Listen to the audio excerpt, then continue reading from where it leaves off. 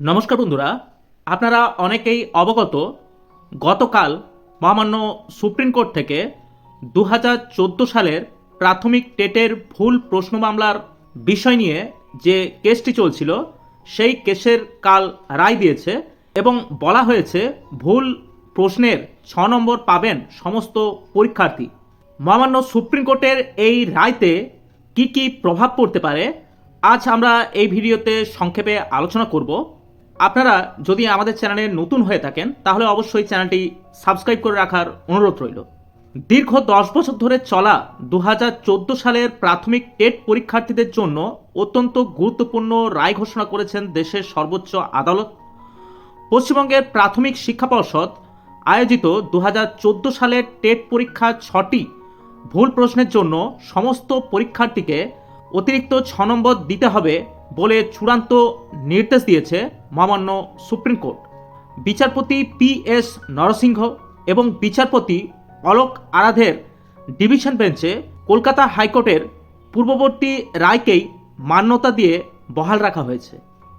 এই প্রাথমিক টেটের যে পরীক্ষাটি সেটি পশ্চিমবঙ্গ প্রাথমিক শিক্ষা পর্ষদের 2014 সালে টেটের বিজ্ঞপ্তি অনুযায়ী 2015 সালে মূল পরীক্ষাটি অনুষ্ঠিত হয়েছিল এবং এতে মোট প্রায় 30 লক্ষ চাকরিপ্রার্থী ফর্ম ফিল আপ করলেও শেষমেশ 22 থেকে 23 লক্ষ পরীক্ষার্থী পরীক্ষাতে বসেছিলেন এবং ফল প্রকাশের পর প্রশ্নপত্র এবং উত্তরের একাধিক অপশন নিয়ে প্রবল বিতর্ক তৈরি হয়েছিল। বেশ কিছু প্রার্থী কলকাতা হাইকোর্টের কাছে দ্বারস্থ হয়েছিলেন। তৎকালীন বিচারপতি সমাপ্তি চট্টোপাধ্যায়ের নির্দেশে বিশ্বভারতীর বিশেষজ্ঞদের নিয়ে একটি কমিটি গঠন করা হয়। ওই বিশেষজ্ঞ কমিটি হাইকোর্টে রিপোর্ট দিয়ে নিশ্চিত করে যে পরীক্ষায় 6টি প্রশ্ন বা তার প্রদত্ত উত্তরের অপশনগুলি সম্পূর্ণ ভুল ছিল। শুরুতে হাইকোর্টের একক বেঞ্চ নির্দেশ দিয়েছিলেন যে প্রতিভা মণ্ডল সহ যে মামলাকারীরা শুধুমাত্র ওই প্রশ্নগুলির পরীক্ষাতে উত্তর দিয়েছিলেন তারাই শুধুমাত্র এই নাম্বার পাবেন। কিন্তু এই রায়ে অনেকেই সন্তুষ্ট ছিলেন না। ফের আইনি পথে হাঁটেন পরীক্ষার্থীরা। পরবর্তীতে তৎকালীন বিচারপতি সুব্রত তালুকদারের ডিভিশন বেঞ্চ জানায় প্রশ্ন ভুল থাকার দায় কোনোভাবেই পরীক্ষার্থীদের নয়, এটি সম্পূর্ণ পর্ষদের গাফিলতি। তাই 6টি ভুল প্রশ্নের জন্য 6 নম্বর সকল পরীক্ষার্থীকেই দিতে হবে। কলকাতা হাইকোর্টের এই নির্দেশকে চ্যালেঞ্জ করে সুপ্রিম কোর্টে অ্যাপিল করে রাজ্যের প্রাথমিক শিক্ষা পর্ষদ। এরপর দীর্ঘ শুনানির পর সুপ্রিম কোর্ট অবশেষে হাইকোর্টের ডিভিশন বেঞ্চের রায়কেই মান্যতা দিল।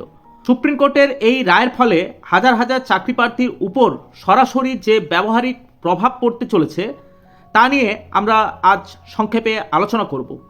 প্রথমে যে সমস্ত পরীক্ষার্থীরা কাট অফ মার্কস থেকে 1, 2, 3 বা সর্বোচ্চ 6 নম্বর পর্যন্ত পিছিয়ে থাকার কারণে এতদিন টেট পরীক্ষাতে উত্তীর্ণ হতে পারেননি, তারা এই অতিরিক্ত 6 নম্বর যুক্ত হওয়ার পর এবার সরাসরি টেট উত্তীর্ণ বলে গণ্য হবেন।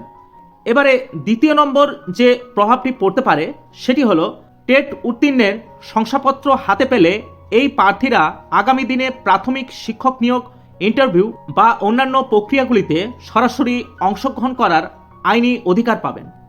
এর ফলে আগামী দিনে যে প্রাথমিক টেট উত্তীর্ণ প্রার্থী তার সংখ্যা কিন্তু অনেকটাই বেড়ে যাবে।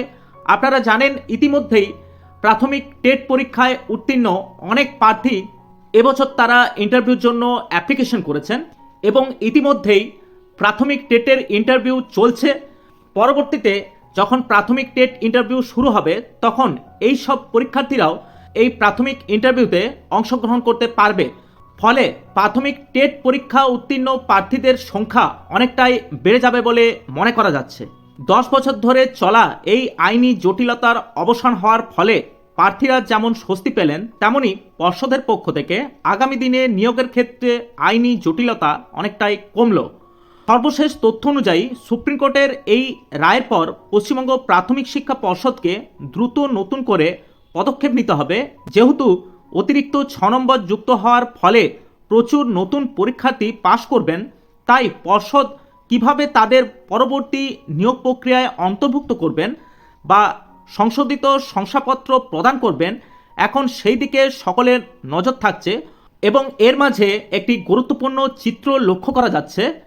এর আগে হাইকোর্টের নির্দেশে অনেকেই এই ভুল প্রশ্নের নাম্বার পেয়ে চাকরি পেয়েছেন।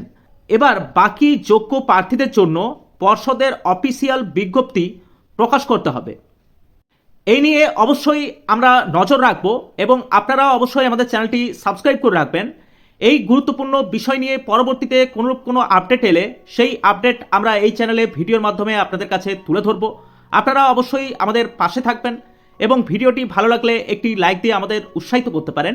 আজ এই পর্যন্তই, দেখা হচ্ছে পরের নতুন কোনো ভিডিওতে। নমস্কার, ভালো থাকবেন, ধন্যবাদ।